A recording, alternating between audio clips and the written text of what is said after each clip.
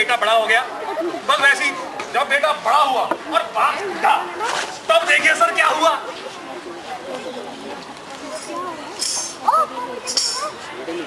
हाँ शर्मा जी,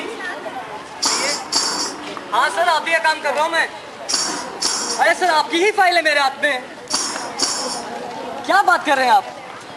अरे सर थोड़ा सर बिजी रहता हूँ मैं, आप समझते नहीं हो। एक ही काम पूरी है मेरे पास। आपको क्या लगता है एक ही काम करता हूँ मैं? कई काम है मेरे पास देखने के लिए। अरे आप करने दीजिए मुझे काम, मैं अपने हिसाब से करता हूँ अपना काम। प्लीज चलिए फोन रखिए, मैं आपका काम करके आपको बता दूंगा।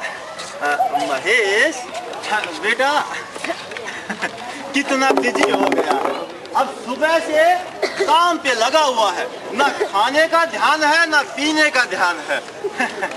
अरे महेश बेटा मैं जब बेटा अपने पैरों पे खड़ा हो जाता है तो एक बाप को कितना आराम मिलता है, कितना सुकून मिलता है। अरे महेश बेटा मैं कह रहा था कि आज खाने में क्या बनाया है? पिताजी मुझे नहीं पता, आप जाकर किसी और से पूछ लीजिए। बेटा मैं तो बस आपसे बात करना चाह रहा था। पिताजी आप मुझसे क्यों पूछ रहे हैं? क्या मैं इस घर का नौकर हूँ? क्या मैं खाना बनाता हूँ उस घर का? आप जाकर अपनी बहू सीमा से क्यों नहीं पूछते? घर के नौकर रामू से क्यों नहीं पूछते? मुझे क्यों परेशान कर रहे हैं आप? एक तो काम का बोझ और ऊपर से आप। बेटा बस मैं तो आपसे। सीमा, सीमा, सीमा! क्या हुआ? क्यों गला फाड़ फाड़ कर चीख रहे हो? कौन मरा जा रहा है? अब मैं घर का काम देखूं या कुछ और? अरे पिताजी को समझाओ यार, ये मुझसे पूछ रहे घर में क्या खाना बना है? क्या मैं इस घर का नौकर हूँ? क्या मैं ध्यान रखता हूँ घर खाने में क्या बना है? पता है ये मुझसे सवाल पूछ रहे हैं क्या खाना बना है? मुझसे पूछ रहे मुझसे। लगता है सठिया गए हैं। पिताजी अब क्या हमें आपको ये भी बताना पड़ेगा कि कौन सा सवाल कब किससे कहाँ पूछा जाए? बेटे मैं तो बस यूं ही मिलने। क्यों आप हमेशा मुझसे सवाल करते हैं? सवाल पे सवाल, सवाल पे सवाल। कितने सवाल है आपके पास? जब देखो मुझे परेशान करते रहते हैं। आप कहीं जाके आराम क्यों नहीं करते? देख लीजिए कितना जरूरी काम कर रहा हूँ मैं। जब देखो मेरे पास आके मन डालने लगते हैं, कहीं भी जाता हूँ पीछे पीछे आके सवाल पूछने लगते हैं मुझसे। आप कहीं जाके आराम क्यों नहीं करते? वैसे भी आप किसी काम पे तो रहे नहीं, तो आप कहीं जाके शांति से आराम क्यों नहीं करते? आप किसी भी आश्रम क्यों नहीं चले जाते? वहाँ आप भी शांति से रहेंगे और यहाँ हम भी। कम से कम आप और आपके सवालों की तो हमें परवाह नहीं होगी। और नहीं तो क्या, अगर आपको हमारा यहाँ रहना पसंद नहीं है तो कह क्यों नहीं देते? चले जाएंगे, काफी दूर चले जाएंगे। ना रहेगी बास, ना बजेगी बांसुरी। फिर रहना हमने इसी घर में अकेले, खुद ही से सवाल पूछना और खुद ही जवाब दे देना। हाँ। अब क्या बचा है बूढ़े में, उठा के फेंक कूड़े में। ये क्यों पड़ा है खाट में, ये खांसता है रात में। ये बूढ़ा जाए बाढ़ में, कबाड़ में, कबाड़ में। ये बूढ़ा जाए बाढ़ में, कबाड़ में, कबाड़ में। ये बूढ़ा जाए बाढ़ में, कबाड़ में, कबाड़ में। सही कह रहे हो बेटा, मैं अब तुम लोगों को परेशान करने लगा हूँ, लेकिन जानबूझकर नहीं। अरे सोचता हूँ कि यहाँ से चला जाऊंगा, लेकिन यहाँ से चला गया तो फिर तुम्हारा ख्याल कौन रखेगा?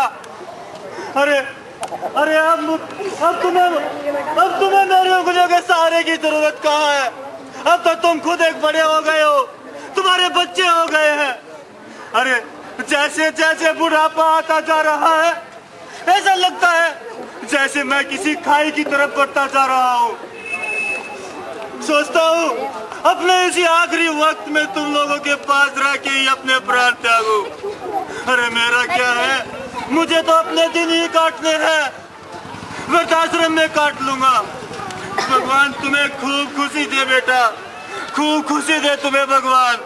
मैं चला जाऊंगा वृद्धाश्रम में, चला जाऊंगा वृद्धाश्रम में। सबको सहनी पड़ेगी बुढ़ापे की मार। बूढ़े माँ बाप को न समझ बेटा कबार। सबको सहनी पड़ेगी बुढ़ापे की मार। बूढ़े माँ बाप को न समझ बेटा कबार। घर से बाहर न कर इतने धक्के न मार। बूढ़े माँ बाप को न समझ बेटा कबार। बूढ़े माँ बाप को न समझ बेटा कमाल।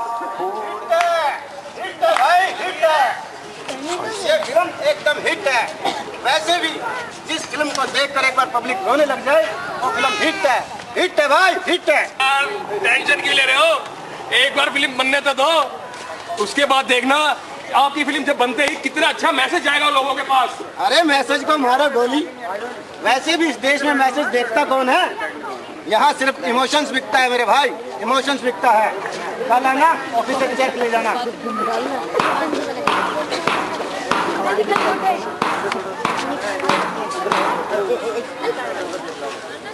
तो क्या आपने भी ये कहानी सिर्फ एक मनोरंजन मात्र के लिए देखी?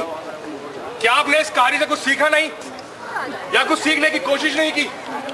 क्या आप भी अपने बुजुर्गों के साथ ऐसा ही व्यवहार करते हैं? नहीं। या उनके साथ हो रहे अन्याय के खिलाफ आवाज उठाने से डरते हैं आप लोग? नहीं देनी मुझे कोई स्टोरी नहीं देनी ऐसे लालची और मतलबी प्रोड्यूसर को नहीं देनी। अरे जिसे लोगों के विश्वास से कोई लेना देना नहीं, जिसे समाज से कोई लेना देना नहीं, मैं क्यों दूं उसे ऐसी कहानी? नहीं दूंगा। जाऊंगा किसी और प्रोड्यूसर, किसी और डायरेक्टर के पास, उसके पास जो दिल से फिल्म बनाएगा, पैसे के लिए नहीं। अगर आप लोग भी ये सोचने आए ना कि आप सिर्फ यहाँ ताली बजाएंगे तो माफ कीजिएगा, हम भी आपका सिर्फ मनोरंजन करने तो यहाँ आए नहीं थे, हम तो कुछ सीख देने आपको लोगों को यहाँ आए थे। और किसी बुजुर्ग ने ही कहा है कि समझदार को इशारा काफी होता है। अब या तो इस नाटक के द्वारा आप अपनी सोच बदलिए और समाज को बदलिए, या फिर ऐसे ही चलते रहने दीजिए, हमारा क्या है। लेकिन हम तो आएंगे और हमें आना ही होगा, हम हमेशा आएंगे।